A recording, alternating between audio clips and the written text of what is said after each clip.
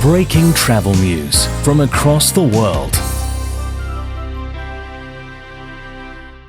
Breaking travel news London in Doha for the 70th annual general meeting of IATA, and in this report we take a look at the key speakers and the key messages heard during the two-day event. And we start by taking a look at the economic outlook for the global aviation industry.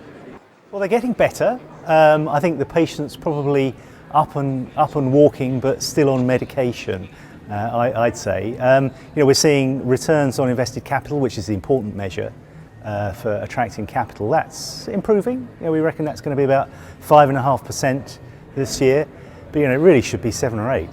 It's still not enough to give equity investors the sort of returns that they're expecting, but it's moving in the right direction, and it's being driven by changes to the structure of the products. We're seeing ancillaries emerging as an important revenue stream. It's being driven by changes to the market structure, consolidation. The joint ventures across long-haul markets have been very important, and actually change of behaviour as well. We're seeing in some markets some rational decisions taking place. The difficult times are certainly not over. Yes, profitability is heading upwards, and that's of course a good thing, but let's bear in mind that profit margins are still extremely thin, 2.5%, and that returns on capital are 4 to 5%, nowhere near the 7 to 8% minimum that you need to show to return the true cost of capital. And with the investment airlines need to make in more fuel-efficient aircraft, more modern aircraft, that deficit between the cost of capital and the returns that we're making is a very important thing.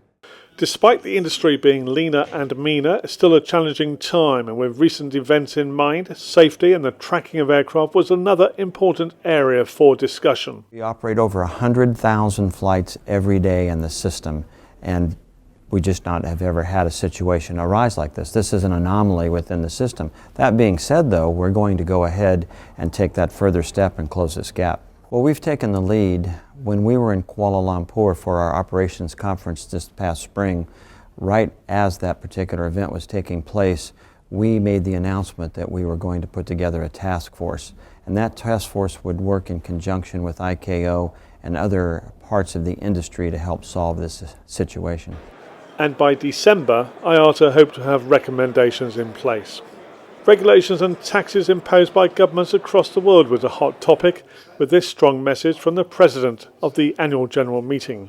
Well, the governments must know that aviation plays a very important part in their economies, and that we should not be excessively taxed. We should not be prone to excessive regulations, which is detriment to the economic interest of the country, and in particular detriment to the interest of the travelling public.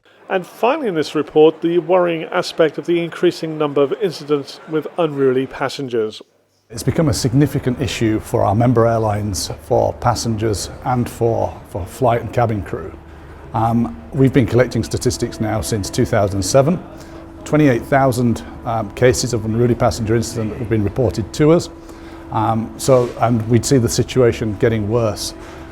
It's a safety issue, quite clearly, but also it affects the travel plans and the travel experience for passengers, and it causes operational disruption and adds significant costs to our member airlines. The serious subject of unruly passengers bringing to a close our overview of the key messages heard during the annual general meeting, which also looked at the first 100 years of commercial aviation. I'm Phil Blizzard in Doha for Breaking Travel News London.